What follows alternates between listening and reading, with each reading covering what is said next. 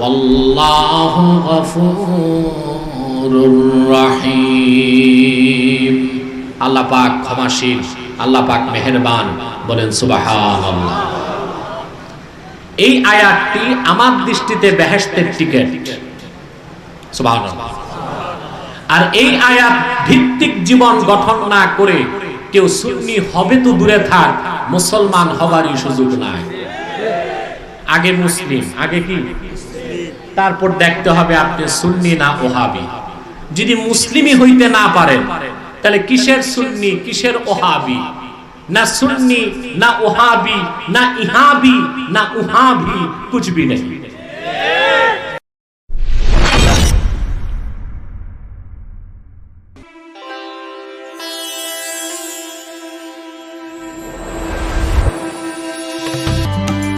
إن الحمد لله نحمده ونستعينه ونستغفره ونعوذ بالله من شرور أنفسنا ومن سيئات أعمالنا. من يهده الله فلا مضل له ومن يضلله فلا هادي له. ونشهد أن لا إله إلا الله وحده لا شريك له. ونشهد أن سيدنا وحبيبنا ومولانا محمدا عبد الله ورسوله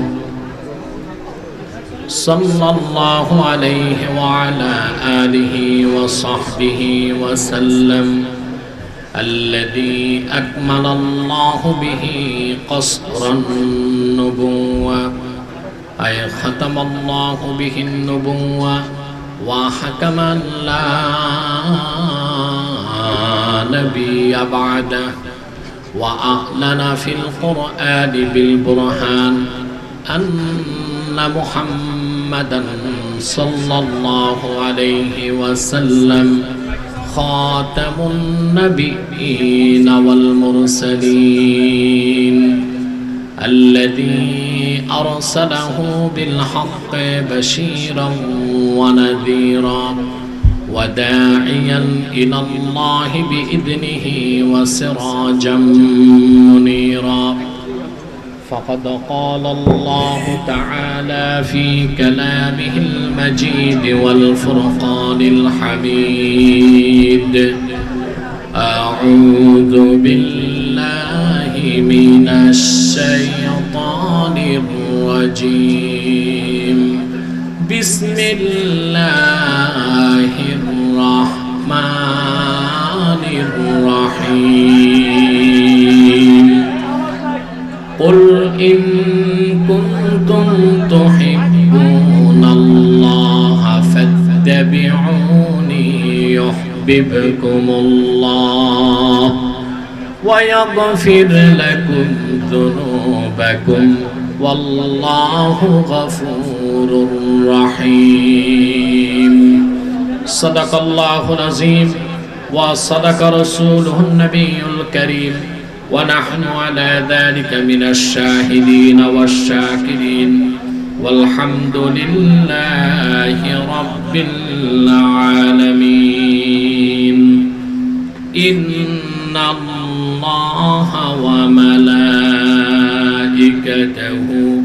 يصلون على النبي يا أيها الذين آمنوا صلوا عليه وسلموا تسليما. اللهم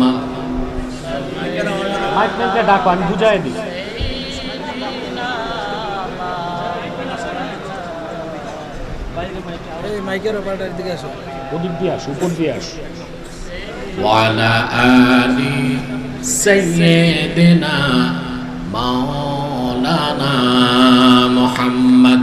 زبان کھلے پڑھن اللہم صلی علی سیدنا তুমি আওয়াজ কমে যাচ্ছে, আওয়াজটা খুলে দিবা, স্পষ্ট করে দিবা, হালকা ভাষা দিবা, রিভাব দিবা, চিকো বন্ধ করে দাও, আওয়াজগুলো বাড়ায় দাও, স্পষ্ট। जहाँ रोज़े पाके खैरुल वरा है वो जन्नत नहीं है तो फिर और क्या है। अल्लाहुम्मा सल्ली अला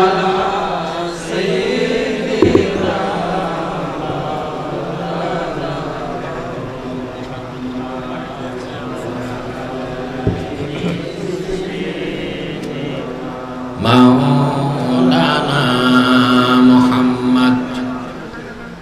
मदीने की हवा से जन्नती बू आती है, खाके पाके मदीना में नूर जन्नत चमकती है। अल्लाहुम्मा सल्ले अला मौलाना मुहम्मद व अला आलि सय्यिदिना।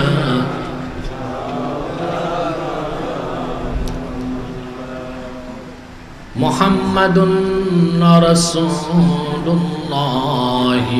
सल्लल्लाहु अलैहि वसल्लम ख़तमल्लाहु बिहिन नुबुव्वा व हकमन ला नबिय्य बअदहु बलगल उला बिकमालिहि। सब बसे जाओ। हसनत जमीअ ख़िसालिहि सल्लु अलैहि वालिहि। चंद्रछड़ी शाने मुस्तफा हाफिजिया माद्रासा ও এলাকাবাসীর উদ্যোগে আয়োজিত আজকের এই সুন্নি মহাসম্মেলনের সম্মানিত সভাপতি নূর মোহাম্মদ দরবার শরীফের সম্মানিত গদ্দিনশীন পীর উস্তাজুল আসাতেজা শেখুল হাদিস আল্লামা আবু তাহের মোহাম্মদ সালেহুদ্দিন সাহাব বারাকাল্লাহু ফি উমরিহি ওয়া আদামাল্লাহু খিদমাতাহু ইলা আখিরি উমরিহি। হাজারাত উলামায়ে কেরাম, তুলাবায়ে ইজাম, প্রচন্ড গরমে দেশের এই ক্রান্তিকালে চরম ভয়াবহ স্থিরজনক অবস্থায় আজকের ময়দানে যারা উপস্থিত হয়েছেন তাদের সকলকে জ্ঞাপন করছি অন্তরের অন্তঃস্থল থেকে উষ্ণ মোবারক। সবটুকু শুকরিয়া আল্লাহ সুবহানাহু ওয়া তাআলার জন্য, যিনি আজকের এই মুতাবাররাক মাহফিলে আসার ও বসার তৌফিক আমাদেরকে ভিক্ষা দান করেছেন। সেজন্য আসুন আমরা সকলে একবার অবনত চিত্তে হৃদয়ের আবেগ অনুভূতি উজাড় করে সমবেত কণ্ঠে বলি আলহামদুলিল্লাহ। অগণিত অসংখ্য দরুদ ও সালাম আল্লাহর সৃষ্টির প্রধান আকর্ষণ, বিশ্ব সভার সভাপতি, সকল নবী রাসূলগণের মাথার তাজ, শামসুল হিদায়াত, বদরুদ্দুজা, সাইয়্যিদুস সাকালাইন, ইমামুল মুরসালিন, খাতামুন নবিয়্যিন ওয়াল মুরসালিন, আফতাবে নবুওয়াত, শাহনশাহে রিসালাত, সরকারে দো জাহাं, সুলতানুল মদিনা, নবিয়ুল আম্বিয়া, হুজুরে আকরাম, নূরে মুজাসসাম, নূরুন আলা নূর, সাইয়্যিদিনা হাবিবিনা শফিঈনা মাওলানা মুহাম্মদ সাল্লাল্লাহু আলাইহি ওয়াসাল্লামের উপর আল্লাহ জাল্লা যিকরু যাকে আজ থেকে ১,৫০০ বছর আগে প্রেরণ করেছেন সর্বশ্রেষ্ঠ ও সর্বশেষ নবী ও রাসূল হিসেবে, যার পরে আজ পর্যন্ত পৃথিবীতে অবশ্যই কোন প্রকার নবী কিংবা রাসূল অবশ্যই আসে নাই, অবশ্যই এখনো নাই, অবশ্যই কিয়ামত পর্যন্ত আসবে না। সম্মানিত সুধী, আপনারা প্রচন্ড গরমে এসেছেন, ঠিক কিনা? ভয়াবহ করোনা পরিস্থিতিতে দেশ আবার অচল অবস্থার দিকে যাচ্ছে। ঠিক সে সময় আল্লাহর কোরআনের বরকতে এত সুন্দর মাহফিল দিনের বেলা সফলভাবে হচ্ছে, তাতে আমরা খুশি না বেজার? সবাই খুশি হলেও কেউ কেউ তো বেজার আছে, তাতে আমাদের কিছু আসে যায় না। দ্বীনের সৈনিকরা যা করে আল্লাহর খুশির জন্য, আল্লাহর রাজির জন্য, ঠিক কিনা? আমাকে প্রশাসনিক কারণে, করোনা পরিস্থিতির কারণে অনেক দূরে ল্যান্ড করতে হয়েছে, বাহুবলে দ্য প্যালেস। ওখান থেকে হেলিকপ্টার থেকে নেমে এখানে পৌঁছতে আমার প্রায় 40 মিনিট লেগে গিয়েছে। তারপর আবার দেখেছি বাংলাদেশের প্রখ্যাত কবি এবং সাহিত্যিকগণ মুহিব খান সাহেব এবং স্নেহের মুজাহিদুল ইসলাম বুলবুল, তারা অত্যন্ত জাগরণী কবিতা পাঠ করেছে, ঠিক কিনা? সেজন্য আমাকে বসতে হয়েছে। সর্বোপরি খুব সংক্ষেপে কিছু কথা বলবো, দিক নির্দেশনামূলক। আজকে এখানে আপনারা লিখেছেন সুন্নি মহাসম্মেলন। আজকে আমরা দেখব সুন্নি কিভাবে হতে হয়। আগে সুন্নি হতে হবে, ঠিক কিনা? আমাদের খাদ্যে ভেজাল ঢুকেছে, ফরমালিন যুক্ত খাবার, কার্বাইড যুক্ত খাবার। অনেক সুন্নির মধ্যে ভেজাল আর ফরমালিন ঢুকে গেছে।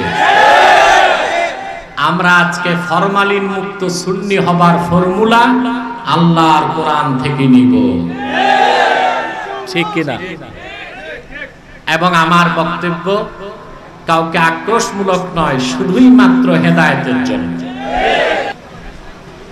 তবে মোটামুটি ভালোই চলতেছে, আশা করি আরেকটু ভালো হয়ে যাবে চেষ্টা করলে। আমি কোরআন কারীম থেকে একটি আয়াত তেলাওয়াত করেছি। এই আয়াতকে কেন্দ্র করেই কিছু কথা আপনাদেরকে বলবো ইনশাআল্লাহ। ভূমিকাতে একটি কথা বলবো, আপনারা যারা এসেছেন সবার নিয়তটা ঠিক করতে হবে। কেউ এসেছে এখানে আল্লাহর কোরআন শুনতে, ঠিক কিনা? কেউ এসেছে আমরা বিরুদ্ধে কি বলি তা শুনতে, কেউ এসেছে ভালোবাসা গ্রহণ করতে, কেউ এসেছে বিদ্বেষ বাড়াতে। আসুন না আমরা আল্লাহর কোরআনের সামিয়ানার তলে একটি ঘন্টার জন্য নিয়তটাকে ঠিক করে ফেলি। রাজি আছেন? আমরা যা শুনবো কোরআন হাদিস থেকে শুনবো, আর যা বুঝবো তা মানবো। রাজি আছেন? আপনারা এখানে কোরআন কারীমকে কেন্দ্র করে এসেছেন, সেজন্য যতক্ষণ বসে থাকবেন আপনাদের ঈমান বাড়তে থাকবে। সুবহানাল্লাহ বলবেন? আল্লাহ পাক কোরআন কারীমে বলেছেন, ওয়া ইযা তুলিয়াত আলাইহিম আয়াতুহু যাদাতহুম ঈমানান ওয়া আলা রাব্বিহিম ইয়াতাওয়াক্কালুন। প্রকৃত মুমিনগণের সামনে যখন কোরআন কারীমের তেলাওয়াত হয়, কোরআনের তেলাওয়াত শোনার কারণে তাদের ঈমান বহুগুণ বেড়ে যায়। এত আস্তে মাতলেন আমি বুঝলাম না। বুঝি যে না তা না, অনেকে না খেয়ে বসে আছে, আবার দুপুর বেলা। আমিও তো খাই নাই, আমাকে তো কমিটি বলেছে দা প্যালেসে খাওয়াবে। 5 স্টার মানের খানা খেতে মন চায় সবার, যদি হালাল হয়। আমি সেটা স্যাক্রিফাইস করেছি, ওখানে খেলে 1 ঘন্টা লস হবে, আমি এখানে আধা ঘন্টা কথা বলতে পারবো না। তা আমরা তো না খেয়ে অভ্যস্ত, ঠিক কিনা বলেন না? রোজার মাসে আমাদের অভ্যাস আছে, আমরা 1 মাস ট্রেনিং নেই, না খেয়ে থাকার অভ্যাস আমাদের আছে। অতএব দৈহিক শক্তি কমে যাক, আত্মিক শক্তির বলে আজকে আমরা জবান খুলে বলবো সুবহানাল্লাহ। তাহলে ঈমান বাড়তেছে, সুবহানাল্লাহ বলবেন না? তবে একটি কথা আছে, আলেমরা জানেন, ইমাম আযম বলেছেন, আল ঈমানু লা ইয়াজিদু ওয়া লা ইয়ানকুস। ঈমান বাড়েও না কমেও না। আর আল্লাহ বলেছেন ঈমান বাড়ে। তাহলে কি ইমাম আযম রাহমাতুল্লাহ কোরআন শরীফ বুঝে নাই না বেশি বুঝছে? তার মানে ইন্না আসলাল ঈমান লা ইয়াজিদু ওয়া লা ইয়ানকুস, মূল ঈমান বাড়েও না কমেও না। ওয়ালাকিন্না নূরাল ঈমান ইয়াজিদু বিত-তাআ ওয়া ইয়ানকুসু বিল মাসিয়াহ, কিন্তু নেক আমল করলে ঈমানের নূর বেড়ে যায়, আর নাফরমানি করলে ঈমানের নূর কমে যায়। আমরা আছি নেক আমলে, আমরা আছি, তাহলে আমাদের ঈমান বাড়তেছে, এতে আমরা খুশি না বেজার? 2, আমরা এই সামিয়ানার নিচে বসার সাথে সাথে আল্লাহর রহমতের বৃষ্টি বর্ষিত হচ্ছে আমাদের উপর।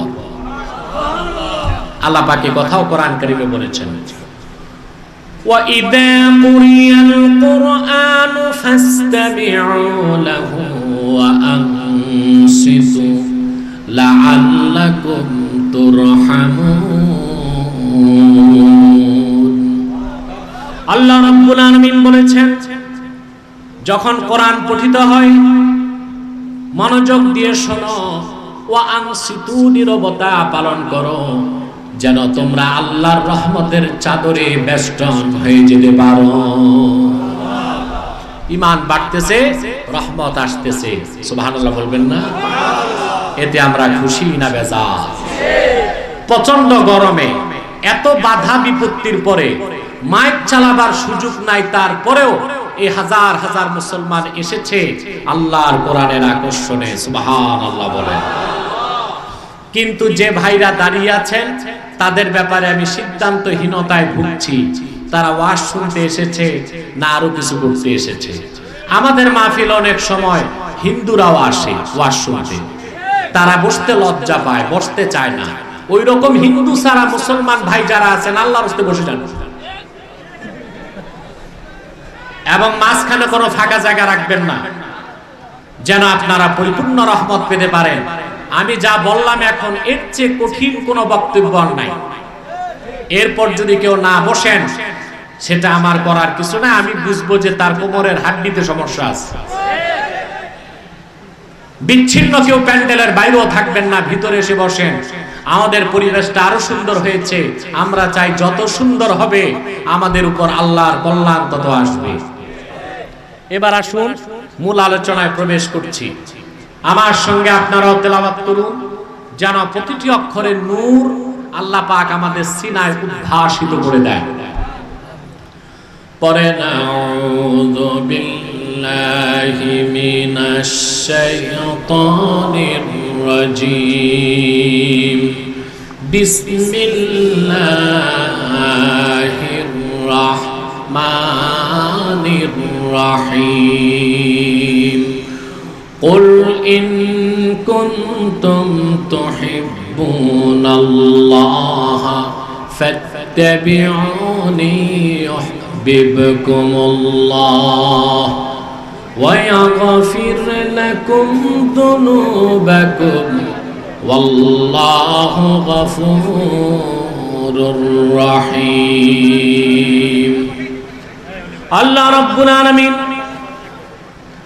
আপন দোস্ত মুহাম্মদ সাল্লাল্লাহু আলাইহি ওয়াসাল্লামকে কোরআন কারীমের মধ্যে ওহীর ভাষায় ডাক দিয়ে বলেন, মুহাম্মদ সাল্লাল্লাহু আলাইহি ওয়াসাল্লাম আপনি বিশ্ববাসীকে বলুন, ইন কুনতুম তুহিব্বুনাল্লাহ, যদি তোমরা আল্লাহকে ভালোবেসে থাকো, ফাত্তাবিউনি, তাহলে আমি মুহাম্মদ সাল্লাল্লাহু আলাইহি সাল্লামের অনুসরণ করো। ইউহিব্বুকুমুল্লাহ, আল্লাহ পাক তোমাদেরকে ভালোবাসবেন। ওয়া ইয়াগফির লাকুম যুনুবাকুম, আল্লাহ পাক তোমাদের জীবনের সব গুনাহ মাফ করে দিবেন। ওয়াল্লাহু গফুরুর রহিম, আল্লাহ পাক ক্ষমাশীল, আল্লাহ পাক মেহেরবান। বলেন সুবহানাল্লাহ। এই আয়াতটি আমার দৃষ্টিতে বেহেশতের টিকিট। সুবহানাল্লাহ।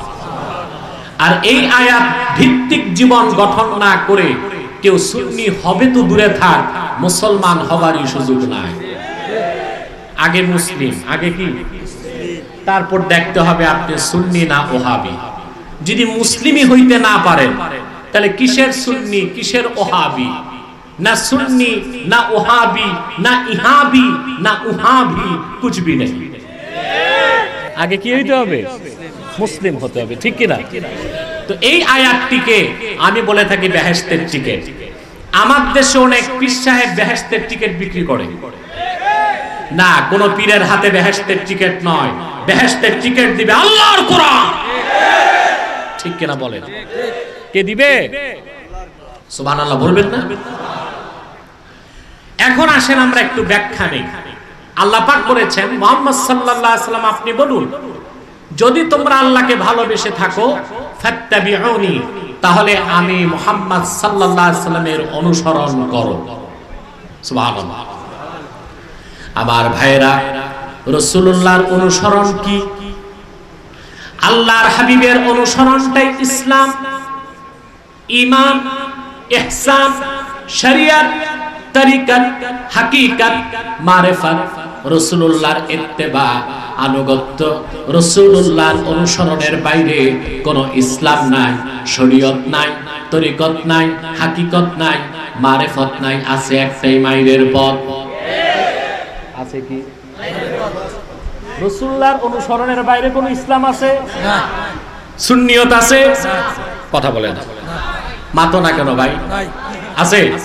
তরিকত আছে, হাকিকত আছে, মারিফত আছে। আছে একটাই। জোরে মাতো, আরো জোরে মাতো, মাইরের পথ। ঠিক কি না? আল্লাহর হাবিবের অনুসরণ করা ছাড়া উম্মত হওয়া যায় না, মুমিন হওয়া যায় না। আল্লাহ পাক সেজন্যই কোরআন কারিমে বলেছেন ফাত্তাকুল্লাহা ওয়া আসলিহু যাতা বাইনিকুম ওয়া আতিউল্লাহা ওয়া রাসূলাহু ইন কুনতুম মুমিনিন। আল্লাহ রাব্বুল আলামিন বলেন, তোমরা আল্লাহকে ভয় করো, নিজেদের মধ্যে পারস্পরিক সম্পর্ককে ঠিক করে নাও, আল্লাহর আনুগত্য করো, মুহাম্মদ সাল্লাল্লাহু আলাইহি সাল্লামের আনুগত্য করো, যদি তোমরা মুমিন হয়ে থাকো। তাহলে রাসূল কারীম সাল্লাল্লাহু, এই তোমরা সব বক্তা, সব বক্তা, স্টেজে কেউ দাঁড়াবে না। আমার ডিস্টার্ব হচ্ছে। আল্লাহ পাক বলেছেন, তাহলে আল্লাহ পাক স্পষ্ট করে দিলেন মুহাম্মদ সাল্লাল্লাহু আলাইহি ওয়াসাল্লামের অনুসরণ ছাড়া মুসলমান হবার, মুমিন হবার কোনো সুযোগ নাই। এই ব্যাপারে আল্লাহ পাক সূরা আহজাবে কঠোর কথা বলেছেন।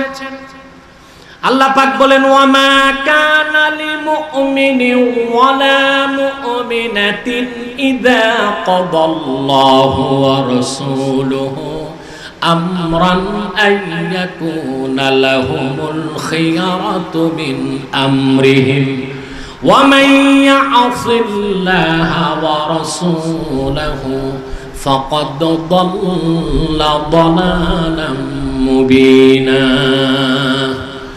আল্লাহ রাব্বুল আলামিন সূরা আহজাবে বলেছেন, কোন মুমিন, কোন মুমিনা, কোন মুসলিম নরনারীর জন্য এই অধিকার নাই, এই সুযোগ নাই। আল্লাহ এবং মুহাম্মদ সাল্লাল্লাহু আলাইহি ওয়াসাল্লাম কোন বিষয়ে সিদ্ধান্ত দেবার পরে সেই সিদ্ধান্তকে ভায়োলেট করে, না মেনে নিজেদের পক্ষ থেকে কোনো সিদ্ধান্ত মেনে নেবে এই অধিকার, এই ক্ষমতা কোনো মুমিন মুমিনা মুসলমান নরনারীর নাই। ওয়া মান ইয়াসিল্লাহা ওয়া রাসূলাহু ফাকাদ দাল্লা দালালাম মুবিনা। যে ব্যক্তি আল্লাহ ও তার রাসূলের আনুগত্য পোষণ করলো না, নাফরমানি করলো, সে ব্যক্তি সুস্পষ্ট গোমরাহিতে লিপ্ত আছে। বলেন নাউজুবিল্লাহ। আল্লাহর হাবিবের অনুসরণ ছাড়া, আল্লাহর হাবিবের আদর্শ না মেনে, আল্লাহর হাবিবের সুন্নাত না মেনে, সুন্নি তো বহু দূরের কথা, মুসলমান হওয়া যায় না। সেই ব্যাপারে আল্লাহ পাক কোরআনে বলেছেন, ফালা ওয়া রাব্বিকা লা ইউমিনুন হাত্তা ইউহাক্কিমুকা ফীমা শাজারা বাইনাহুম ثم لا يجدوا في أنفسهم حرجا مما قضيت ويسلموا تسليما। আল্লাহ রাব্বুল আলামিন স্পষ্ট ঘোষণা করেছেন, ফালা ওয়া রাব্বিকা লা ইউমিনুন। মুহাম্মদ সাল্লাল্লাহু আলাইহি ওয়াসাল্লাম আপনার রবের কসম। কে কসম করেছেন? আল্লাহ অনেক বড়, জোরে বলো কে কসম করেছে? আপনার রবের কসম। যতক্ষণ পর্যন্ত আপনি মুহাম্মদ সাল্লাল্লাহু আলাইহি ওয়াসাল্লামের রায় বা সিদ্ধান্ত মুসলমানগণ নিজেদের ক্ষেত্রে সৃষ্ট বিরোধের মীমাংসার জন্য গ্রহণ না করবে, আমি আল্লাহ কসম করে বলছি তারা মুমিন হবে না, মুসলমান হবে না। যতক্ষণ পর্যন্ত উম্মত তাদের সৃষ্ট বিরোধের ক্ষেত্রে আপনি মুহাম্মদ সাল্লাল্লাহু আলাইহি সাল্লামের রায়কে না মানবে, আপনার অনুসরণ না করবে, আমি আল্লাহ কসম করে বলছি তারা মুসলমান হতে পারবে না, মুমিন হতে পারবে না। তাহলে রাসূলুল্লাহর অনুসরণটাই ইসলাম। জোরে বলেন, রাসূলুল্লাহর অনুসরণটাই ঈমান, ইহসান, শরীয়ত, তরিকত এবং মারিফত। ঠিক কিনা বলেন? রাসূলুল্লাহর অনুসরণের বাইরে কোন ইসলাম, কোন ইসলাম, রাসূলুল্লাহর অনুসরণের বাইরে কোন ইসলাম। আজকে কি সমস্যা? মানে দ্রুত শেষ করতে বলছে তারা, আমি বুঝতে পারছি। করোনা পরিস্থিতিতে মাহফিল যে করতে দিয়েছে প্রশাসন, এটাই তো তাদের ধন্যবাদ দেওয়া দরকার। ঠিক কিনা? আমি শুনেছি সার্কেল এসপি সহ প্রশাসনের কর্মকর্তারা যতটুকু পেরেছে তাদের বাউন্ডারিতে থেকে সহযোগিতা করেছে। এই পরিস্থিতিতে এত সুন্দর মাহফিল হওয়ার কথা ছিল না, প্রশাসনের সদিচ্ছার কারণে সম্ভব হয়েছে। আলহামদুলিল্লাহ, প্রশাসনের পক্ষ থেকে সময় আছে, তারপরও আমরা 4টার মধ্যে মুনাজাত করে দেব ইনশাআল্লাহ। আল্লাহ কবুল করুন। হ্যাঁ ইনশাআল্লাহ, ঠিক আছে। সবাই বসে থাকেন, চুপচাপ বসে থাকেন। প্রশাসনকে বলবেন এই হাজার হাজার লোক আমরা আজকে দোয়া করব ইনশাআল্লাহ, করোনা যা আছে এটাও যেন বিদায় নেয়। ঠিক কিনা? সব যেন বিদায় নেয়, আমাদের পাশে চলে যায়। কোথায় চলে যায়? প্রিয় ভাই বন্ধুগণ, সেটা আর বললামই না, আপনারা আমিন আমিন বলবেন। আমি আবারও বলছি, স্টেজে বসে যাও। প্রিয় ভাই বন্ধুগণ, কথা খেয়াল করছেন? তাহলে রাসূলুল্লাহর অনুসরণের বাইরে কোনো ইসলাম আছে? আপনারা দেখেন, প্রায় আমি বুদ্ধিজীবীদের সাথে লাইভ শোতে বসি, ওনার একটা কথা বলে এটাকে আমি রদ করেছি আলহামদুলিল্লাহ। ওনারা বলে মডারেট ইসলাম, রেডিক্যাল ইসলাম আমরা চাই না, সুফিবাদী ইসলাম চাই। ইসলামকে ভাগ করার অধিকার তোমাদের কে দিয়েছে? মনে রেখো মুসলমান, রেডিক্যাল ইসলাম বলতে কোনো ইসলাম নাই, মডারেট ইসলাম বলতে কোনো ইসলাম নাই। ইসলাম তো একটাই, যে আল্লাহর রাসূল আল্লাহর পক্ষ থেকে বিশ্ববাসীকে দিয়েছেন, দ্বীন ইসলাম। এর বাইরে কোনো ইসলাম আছে? তাহলে রাসূলুল্লাহর অনুসরণ ছাড়া মুসলমান হবার কোনো সুযোগ নাই। এখন রাসূলুল্লাহর অনুসরণ কিভাবে করবেন প্রশ্ন আসে না? কথা বলে। রাসূল করিম সাল্লাল্লাহু আলাইহি ওয়াসাল্লাম ১৫০০ বছর আগে আমাদেরকে বিদায় দিয়ে চলে গেছেন, ওনার অনুসরণ আমরা কিভাবে করব প্রশ্ন আসে। আল্লাহ পাক সে জবাব দিয়ে দিয়েছেন, মা আতাকুমুর রাসূলু ফাখুযুহু ওয়া মা নাহাকুম আনহু ফান্তাহু। মুহাম্মদ সাল্লাল্লাহু আলাইহি ওয়াসাল্লাম আল্লাহর পক্ষ থেকে যা কিছু এনেছেন তা গ্রহণ করো, আর যা কিছু নিষেধ করেছেন তা বর্জন করো। তার মানে আখিরি নবী, নবীগণের মাথার তাজ মুহাম্মদ সাল্লাল্লাহু আলাইহি ওয়াসাল্লাম ১৫০০ বছর আগে আল্লাহর পক্ষ থেকে যা কিছু এনেছেন, যা কিছু বলেছেন, যা কিছু করেছেন, যে আদর্শ, যে সুন্নাত, যে তরিকা রেখে গেছেন, সেটাকে অনুসরণ করলে আল্লাহর রাসূলের অনুসরণ হবে, আর রাসূলুল্লাহর অনুসরণটাই আমার আল্লাহর আনুগত্য হয়ে যাবে। তাহলে এতক্ষণ যে কথা বললাম তার সাবস্টেন্স আল্লাহর হাবিব মুহাম্মদ সাল্লাল্লাহু আলাইহি ওয়াসাল্লাম ১৫০০ বছর আগে যে উসওয়াত, যে সুন্নাত রেখে গেছেন, সেই সুন্নতকে বিশ্বাস করলে আপনি উম্মত, আর সেই সুন্নতকে মানলে আপনি সুন্নি। অতএব সিন্নি খাইলে সুন্নি হওয়া যায় না, সুন্নত মানলে সুন্নি হওয়া যায়। ঠিক কি না? এখন আমাদের দেশে সুন্নি হয়ে গেছে দুই রকম, একটা সুন্নত মেনে সুন্নি, আর একটা নামাজ রোজা বাদ দিয়া সিন্নি খেয়ে সুন্নি। আমরা কোনটা হব, সিন্নি খেয়ে সুন্নি না সুন্নত মেনে সুন্নি?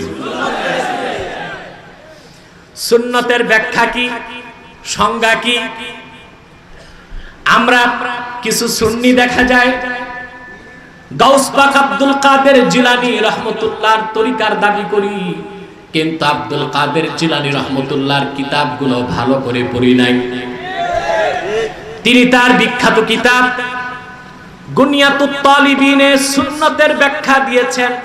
ফাআম্মাস সুন্নাহ ফাহিয়া মা সান্না রাসূলুল্লাহ সাল্লাল্লাহু আলাইহি ওয়াসাল্লাম, আল্লাহর আখিরি নবী, নবীগণের মাথার তাজ মুহাম্মদ সাল্লাল্লাহু আলাইহি ওয়াসাল্লাম ১৫০০ বছর আগে যে তরিকা নির্ধারণ করেছেন, মা সান্না রাসূলুল্লাহ, আল্লাহর রাসূল যে তরিকা নির্ধারণ করেছেন, যে নীতি প্রদর্শন করেছেন, যে রীতি রেখেছেন, রাসূলুল্লাহর দেখানো সেই তরিকা, সেই নীতি আর সেই রীতির নাম সুন্নতে নববী।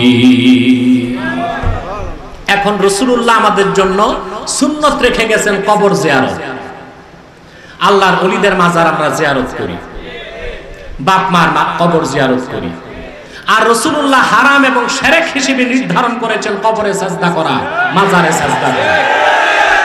এখন আমরা যদি রাসূলুল্লাহর উম্মত হতে চাই, সুন্নি হতে চাই, আমরা ওলি আল্লাহর মাজার জিয়ারত করব, সাজদাকে মিটিয়ে দিব। ঠিক কি না? খাঁটি সুন্নি হইতে হবে। আমার ভাইয়েরা, সহজ কথা ভালো করে বুঝেন। সৈয়দ আহমদ বেরেলি, কারামত আলী জনপুরি রাহমাতুল্লাহ, সিলসিলায় জনপুর, তাদের শাখা প্রশাখা ফুরফুরা, বদরপুর, ফুলতলি, আরো যত হক্কানি সুন্নি মাসলাক আছে, ফরমালিন মুক্ত সুন্নি, তারা সবাই পীর মুরিদি বিশ্বাস করে, আউলিয়া কেরামের মাজারও জিয়ারত করে। ঠিক কিনা বলে? বিরোধিতা করে কোনটা? সাজদা। পীরের কাছে যাবেন, ভালো কথা, হাদিয়া দিবেন, ভালো কথা, সোহবত নিবেন, ভালো কথা, মুরিদ হবেন, আরো ভালো, পীরের কপালে চুমা দিবেন, তাও ভালো, হাতে চুমা দিবেন, তাও ভালো, বুড়া আঙ্গুল চুষবেন, ওটা শিরকি কাজ, ওটা করা যাবে না, ওটা করা যাবে না। সম্মান করবেন পীরকে, কতটুক করবেন? বাবাকে যতটুক করেন ততটুক করেন, উস্তাদকে যতটুক করেন ততটুক করেন, কিন্তু বুড়া আঙ্গুল চুষা এটা শরীয়তে হারাম। সাজদা করা শিরক। কোন খাঁটি সুন্নি আল্লাহর হাবিবের প্রকৃত উম্মত কোন মাজারে, কোন পীরকে, কোন ব্যক্তিকে, কোন মিনারে, কোন সৌধতে, কোন প্রতিকৃতিতে এক সেকেন্ডের জন্য মাথা নত করতে পারে না, পারে না, পারে না।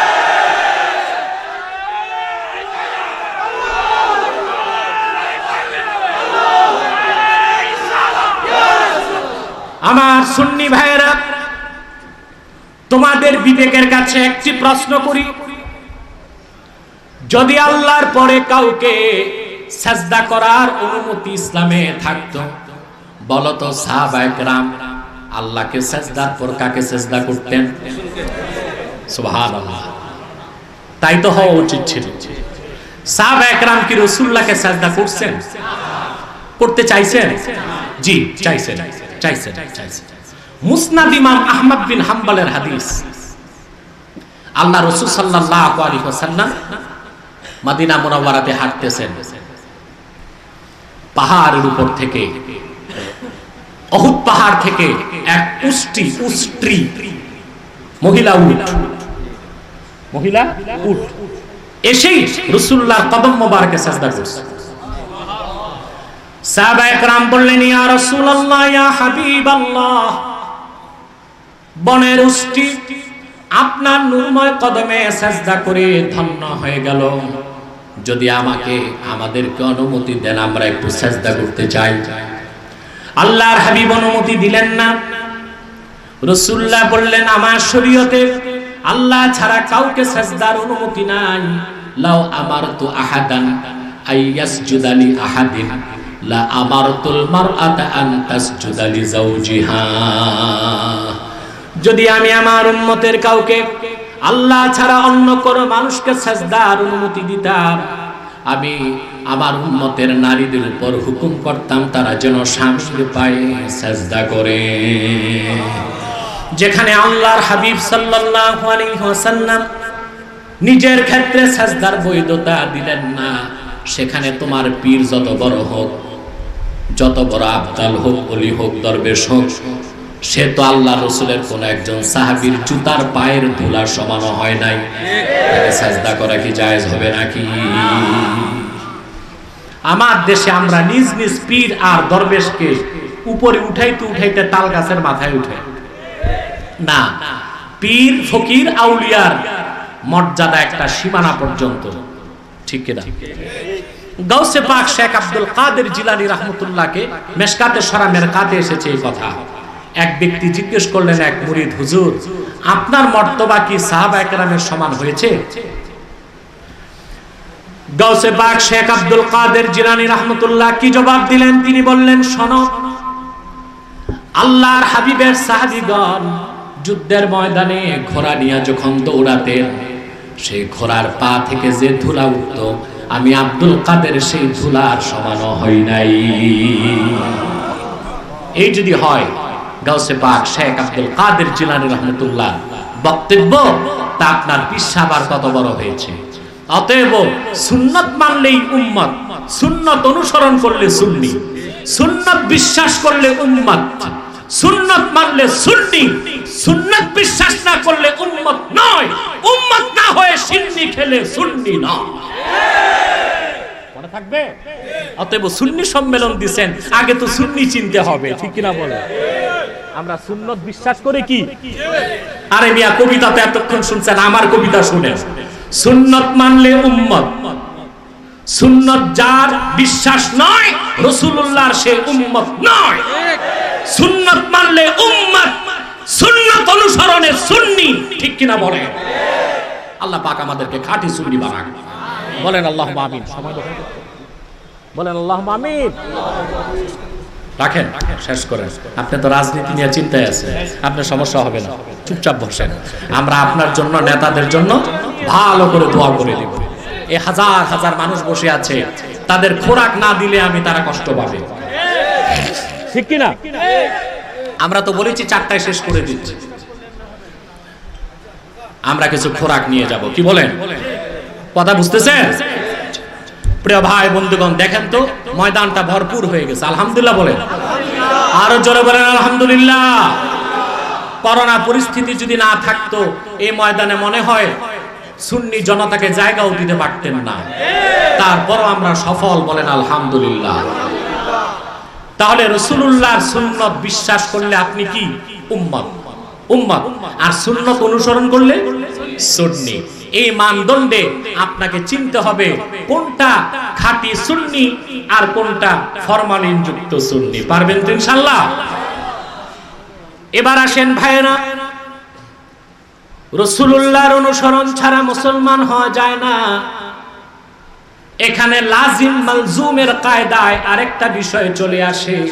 রাসূলুল্লাহর মহব্বত অন্তরে না থাকলে রাসূলুল্লাহর অনুসরণ করা যায় না। সেজন্য আল্লাহর হাবিবের ভালোবাসা হৃদয়ে ধারণ করাকে আল্লাহ ফরজ করে দিয়েছেন। সুবহানাল্লাহ বলবেন। কত বড় ফরজ! সুনান তাবারানির হাদিস, মুজাম তাবারানির হাদিস, ওয়া আন আলী কাররামাল্লাহু ওয়াজহা আনিন নবী সাল্লাল্লাহু আলাইহি ওয়াসাল্লাম আদিবু আওলাদাকুম আলা থালাসি খিসাল হুব্বি নবীকুম ওয়া আলি বাইতিহি ওয়া তিলাওয়াতিল কুরআন। আল্লাহর হাবিব ইরশাদ করেছেন, উম্মত তোমরা তোমাদের সন্তান ছেলে হোক মেয়ে হোক তাদেরকে সর্বপ্রথম তিনটি আদব শিখাও। সুবহানাল্লাহ বলবেন না? কয়টা? তিনটি অভ্যাস, তিনটি আদব, তিনটি শিষ্টাচার শিখাও। বিসালাসি খিসাল। কয়টা? হুব্বি নবিয়্যিকুম, সর্বপ্রথম কচি কাঁচা ছেলেমেয়ের অন্তরে আমি রাসূলের মহব্বত ঢেলে দাও। ওয়া আলে বাইতি, আমার বংশধরের মহব্বত ঢেলে দাও। ওয়া তিলাওয়াতিল কুরআন, কোরআন তেলাওয়াত শিখাও। সুবহানাল্লাহ, সুবহানাল্লাহ। ভাইরা আমার, মহান আল্লাহর নামে শপথ করে বলছি, আপনার সন্তানকে যদি বাল্যকালে রাসূলুল্লাহর ভালোবাসা শিখান, কোরআন তেলাওয়াত শিখান, আর 5 ওয়াক্ত নামাজের অভ্যাস করিয়ে দিতে পারেন, কোনোদিন এই সন্তান নৈতিকভাবে ধ্বংস হবে না, নেশা করবে না, সন্ত্রাস করবে না, ধর্ষণ করবে না, গণধর্ষণ করবে না। ঠিক কিনা বলে? আজ যুবকরা ধ্বংস হয়ে যাচ্ছে। স্কুল কলেজের ছাত্ররা ড্রাগ অ্যাডিক্টেড, গাঁজা, ইয়াবা, হেরোইন, বাবা, সামনে বের হবে দাদা, এগুলো খাচ্ছে তারা। ঠিক কিনা? নেশামুক্ত বাংলাদেশ গড়তে প্রশাসনের কোনো ত্রুটির অভাব নাই, কিন্তু তারা ব্যর্থ। ঠিক কিনা? ঘরে ঘরে নেশা হচ্ছে। আজ দেশে সহিংসতা বেড়েছে, ধর্ষণ হচ্ছে, গণধর্ষণ হচ্ছে। হচ্ছে কিনা বলেন? তার মূলভূত কারণ কি? আমাদের ত্রুটিপূর্ণ শিক্ষা ব্যবস্থা।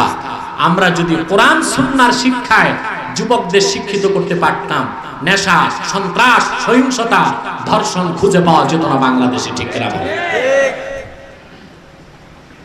আজকে একটি মহল চাচ্ছে মাদ্রাসা বন্ধ করে দিতে। তা কোনোদিন সম্ভব না।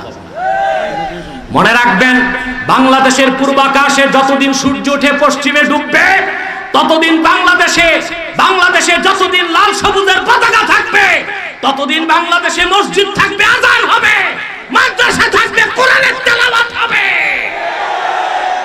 বাংলাদেশের একটি মাদ্রাসা, ইমানদারদের একটি ক্যান্টনমেন্ট, বাংলাদেশের একটি মাদ্রাসা, ইমানদারদের ইমানের ঘাঁটি, তা কোনোদিন বন্ধ করা সম্ভব হবে না, হবে না।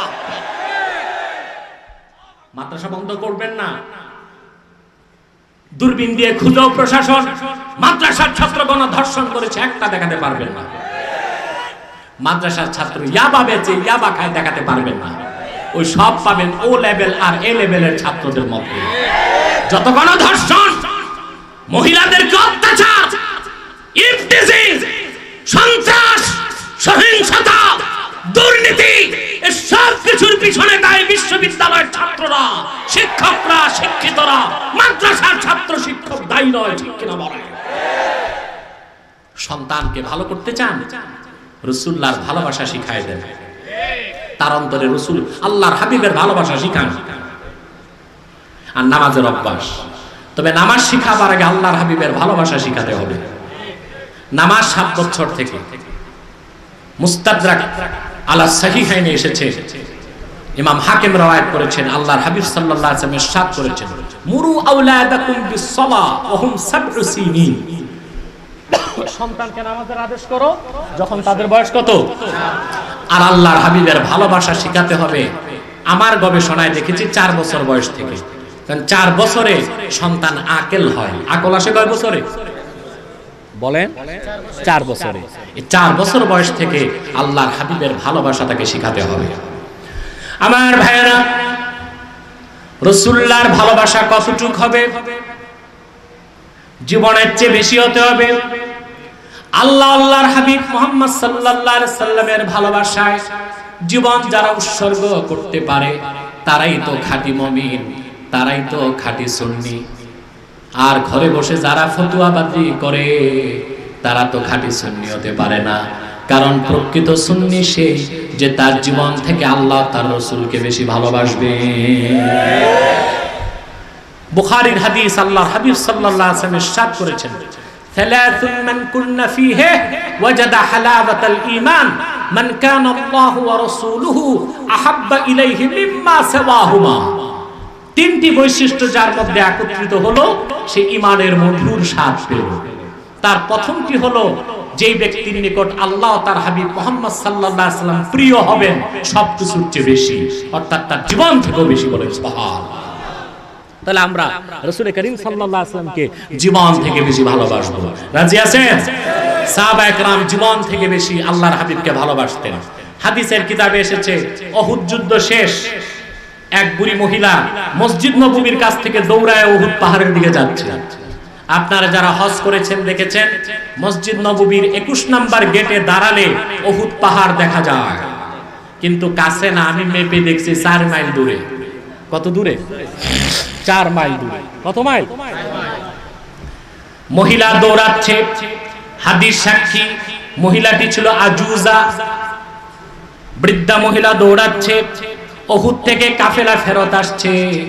সাহাবায়ে কেরাম জিজ্ঞেস করলেন, কোথায় যাও? মহিলাটি জবাব দিল, উহুদে যাই। বলা হলো, উহুদে যে তোমার কোনো লাভ নাই।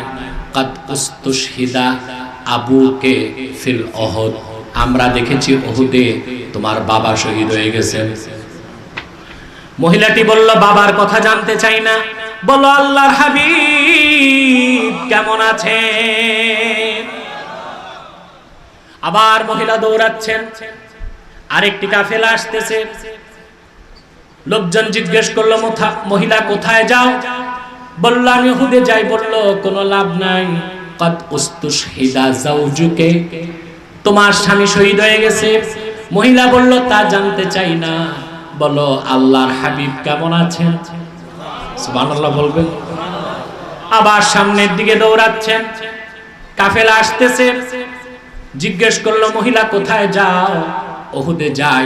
কোনো লাভ নাই, তোমার কলিজার টুকরা 2টা সন্তান শহীদ হয়ে গেছে। চিন্তা করেন, একটি মানুষ। মহিলা বলল, তা জানতে চাই না, বলো রাসূলুল্লাহ কেমন আছেন? একজন নারী প্রথম আশ্রয় পায় বাপের বাড়ি, বিয়ের পরে স্বামীর বাড়ি, বিধবা হলে সন্তানের বাড়ি। ঠিক কিনা বলেন?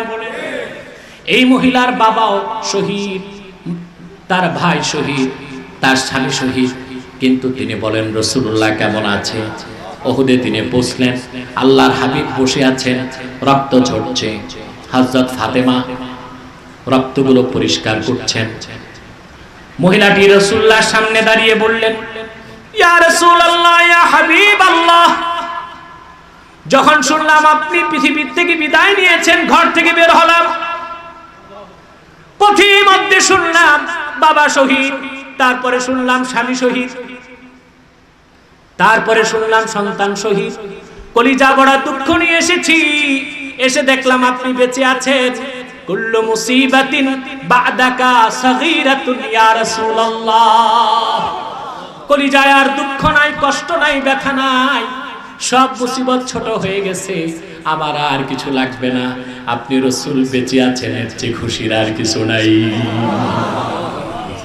সাহাবায়ে কেরাম এইরকম ভালোবাসা রাসূলুল্লাহর জন্য রাখতেন। সুবহানাল্লাহ বলবেন না? সুবহানাল্লাহ, সুবহানাল্লাহ। পূর্বের কোন নবীকে তার উম্মত এত ভালোবাসতে পারে নাই আল্লাহ রাসূলকে সাহাবায়ে কেরাম যতটুকু ভালোবেসেছেন। ঠিক কিনা? কথা বলেন না? মুসা নবী, মুসা আলাইহিস সালাম তার উম্মতকে ডেকে বললেন, চলো আমরা একটু যুদ্ধ করতে যাই আল্লাহর জন্য। বনে ইসরাইল মুসা নবীকে জবাব দিল, ইযহাব আনতা ওয়া রাব্বুক ফাকাতিলা ইন্না হাহুনা লাকাঈদুন।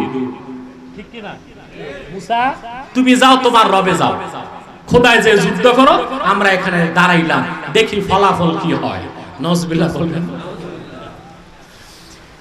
অথচ বুখারী সাক্ষী, সিরাতের কিতাব সাক্ষী, আল্লাহর হাবিব যখন বদর যুদ্ধে যাবেন, সাহাবায়ে কেরামকে জিজ্ঞেস করলেন মতামতের জন্য, বদরের যুদ্ধে যাবে কিনা তোমরা?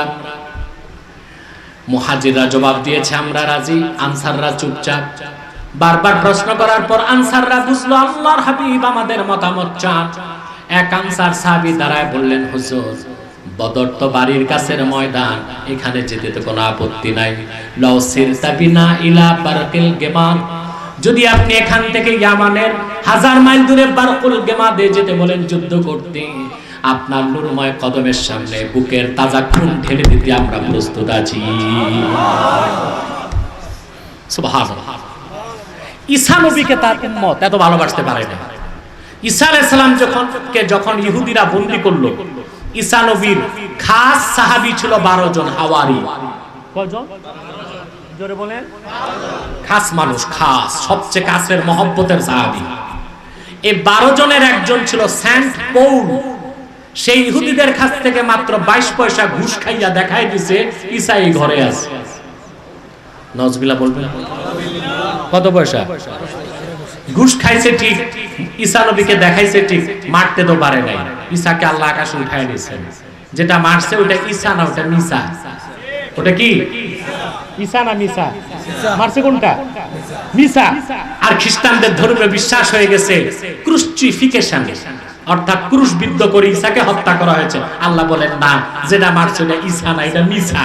ঈসাকে আমি আকাশে রাখছি কিয়ামতের আগে দাজ্জালকে হত্যা করতে আমার হাবিব মুহাম্মদ সাল্লাল্লাহু আলাইহি ওয়াসাল্লামের উম্মত হিসেবে তাকে নামাই দিন।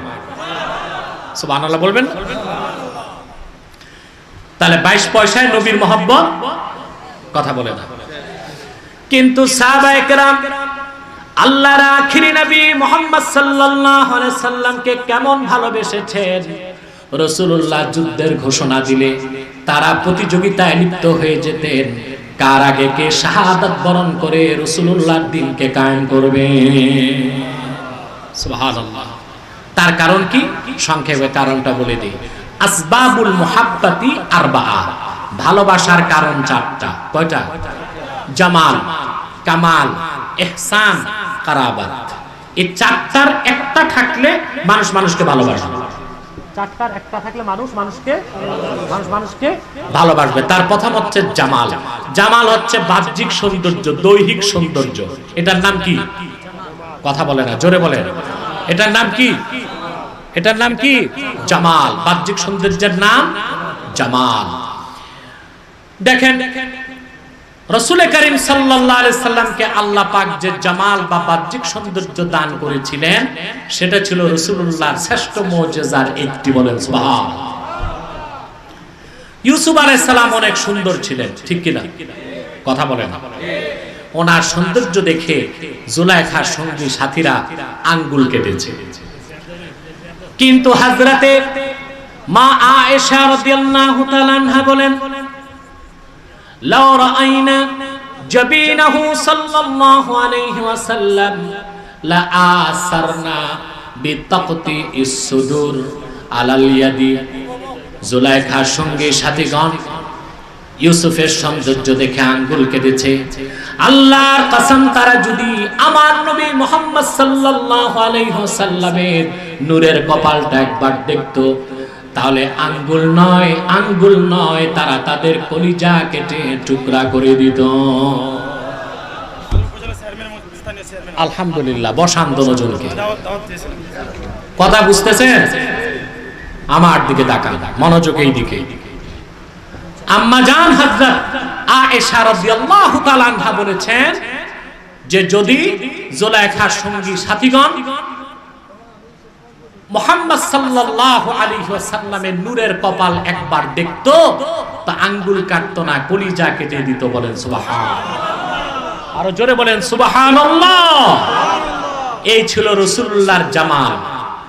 ভালোবাসার কারণ কয়টা হয়? জোরে বলেন। দ্বিতীয়টা হচ্ছে কামাল। কামাল হচ্ছে বাইরের সৌন্দর্য নাই, ভিতরের সৌন্দর্য আছে, ওটা কামাল, চরিত্র। সুবহানাল্লাহ। সিরাত, এই যে বাইরে যেটা দেখেন এটা সূরাত, ভিতরে যেটা ওইটার নাম সিরাত। সুবহানাল্লাহ বলেন। যেমন হযরত বেলাল, তিনি দেখতে ছিলেন প্রচন্ড কালো, কিন্তু মর্যাদা কি ছিল? সুবহানাল্লাহ। বুখারীতে হাদিস এসেছে, আবু বকর, হযরত ওমর বলেছেন, আবু বকরিন সাইয়্যিদুনা ফাআতাকা সাইয়্যিদানা। আমাদের এক নেতা আবু বকর, তিনি আজাদ করেছেন, আর এক নেতা তার নাম বেলাল। এই ছিল হযরত বেলালের কামাল। কি ছিল? বাইরে ছিলেন কালো, ভিতরে ছিল কি আলো। সুবহানাল্লাহ। ভালোবাসার তৃতীয় কারণ ইহসান, দয়া। সুবহানাল্লাহ। রাসূলুল্লাহর দয়া কি পরিমাণ ছিল আল্লাহ পাক বলেছেন, ওয়ামা আরসালনাকা ইল্লা রাহমাতাল লিল আলামিন। 4 নাম্বার হচ্ছে কারাবাত, নৈকট্য। এই পৃথিবীতে বাবা ছেলে, মা মেয়ে, স্বামী স্ত্রীর মধ্যে নৈকট্য থাকে।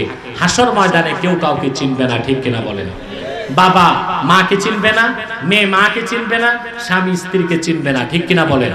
কিন্তু আল্লাহ রাসূল মুহাম্মদ সাল্লাল্লাহু আলাইহি সাল্লাম উম্মতকে পরিচয় দিয়ে কাউসার পান করিয়ে জান্নাত দিয়ে দিবেন। এটা হচ্ছে কারাবাত। তাহলে ভালোবাসার সবব 4টা, জামাল, কামাল, ইহসান, কারাবাত।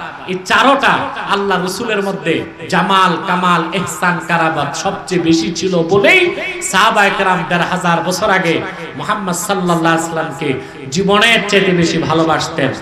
আমরাও ১৫০০ বছর পরে সেজন্য নূর নবী মুহাম্মদ সাল্লাল্লাহু আলাইহি সাল্লামকে জীবনের চেয়ে বেশি ভালোবাসি। আর সে কারণে কিয়ামত পর্যন্ত খাঁটি সুন্নি আর প্রকৃত মুমিনরা নূর নবী মুহাম্মদ সাল্লাল্লাহু আলাইহি সাল্লামকে জীবনের চাইতে বেশি ভালোবাসবে।